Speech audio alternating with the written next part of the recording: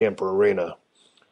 You were in the match. You were going to referee the match when Owen Hart fell and to his death in the ring. Is that correct? Yes, yes. And who was Owen working there? He's working Godfather. Yeah, that's right. He's going to work the Godfather. And Yeah. so y'all had the match, or the match was going to go to the ring. You're standing there, Mhm. dude. What happened? Right before that match, there was a hardcore match. There was a bunch of, like broken pieces of table and that sort of stuff. So we were clearing out the ring, and I had my hand. I was holding the rope, and I was like working my way down the side of the ring, kicking stuff out, and just trying to help clean it up while the promo was going on the big Tron of the Blue Blazer, which was Owen. And as I was kicking stuff up, I was actually moving towards that corner, and I heard something. I didn't hear, like, obviously, people pop, and so I assumed it was the crowd. And then, like, hard to explain. It's like in a matter of less than a second, the top rope that I was holding had pulled out of my hand and snapped back. And at that instant, I also felt something brush against the side of my head. First thing that popped in my mind is somebody threw something. So I started like kind of like ducking my head and looking around to see what was going on. And I turned around and in that corner there, man, Owen was there, and I didn't put two and two together. I was just like in shock, and I kind of moved over closer, and I called out to him a few times and got no response, and then I just panicked and started like screaming to the timekeeper, "Get people out here! Something's not right," and yeah, it was wow. So you didn't see him fall. You just felt him brush right by you and actually make contact with you. Yes, And and then, and I didn't know that until the next day when I was talking to Jerry Lawler, and King told me that he had saw the last maybe 15, 20 feet of the fall, and he said that it was really close to landing right on top. and I was back there. I was going to work with Undertaker in the main event that night, and boy, we got the word that Owen had just fallen, and all of a sudden, not too long after that, the announcement was made that he had died.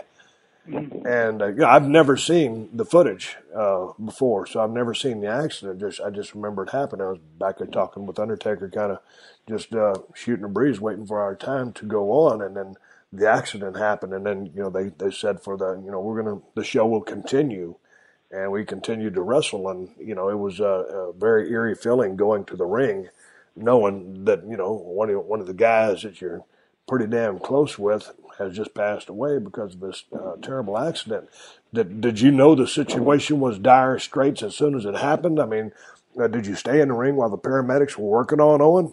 Yeah, I stayed the whole time until they eventually got him on the stretcher and started wheeling him back, and I followed I kind of followed the group back, and when I got to the back, they started right away, they started to load him up in the ambulance, and they tried to convince me to go to the hospital as well, and I thought to myself, I don't need to go to the hospital. I just need, like I was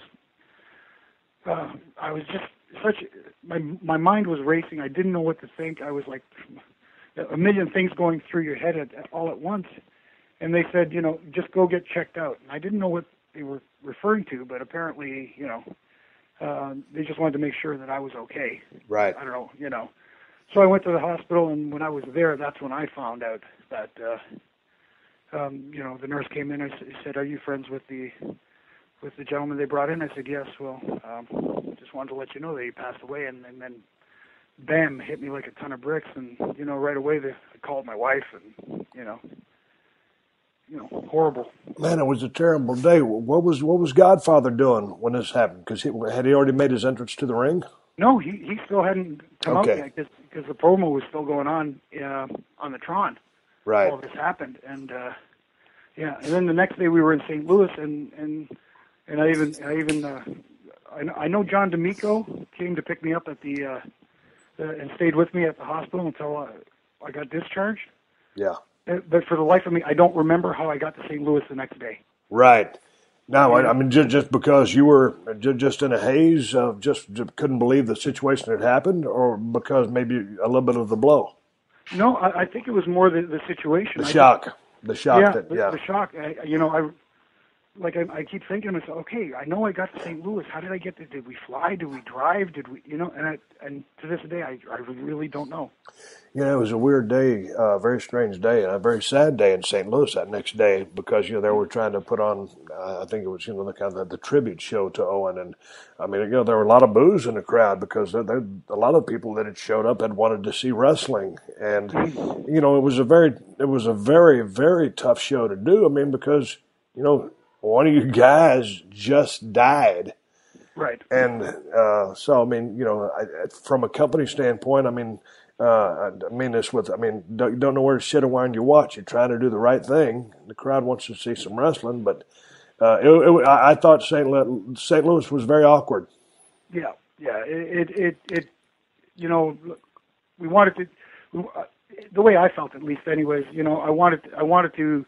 Because JR came up and talked to me during the day, and he said, "Listen, if you need some time off, if you need to go home for a while, just we'll send you home. Take all the time you need." And I thought to myself, if that for me right now, I think that's the worst thing I could do. Right.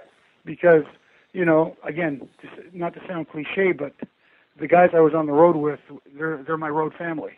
You know what I mean? And we're suffering this loss together. And these are the guys I need to be with. As much as I love my wife, and it's not the same, if that makes sense. What did you think about the call to continue the show? There's the old saying, the show must go on, and it did. So, what did you think of that call? Was that the right call to make? To be honest with you, I'm glad I didn't have to make that call because holy crap! I mean, you're damned if you do, you're damned if you don't. I mean, do you think about the audience that's there and doesn't realize fully what just transpired? You're always worried about how they would react, but then you always worry about how, the family too as well. It's a tough call. Like I said, I'm just glad I didn't have to make that call. And just, I kind of compare it to NASCAR a little bit because we've seen, I don't know, we've seen races where there have been tragic accidents and the race continues. Right. So I don't know if that's a comparison you could make. No, I'm just wanted your opinion. I mean, that's a call that was made, and to your point, it's not a decision I would wanted to have made either. But Vince McMahon, who was the greatest promoter of all time, he made that call, and so that's the call that was made. So it was what it was, and we did what we did. It was a very strange atmosphere to work in. After that, of course, because you didn't know where to sit or wind your watch, but you're kind of on cruise control, trying to go out there and entertain people. You spoke of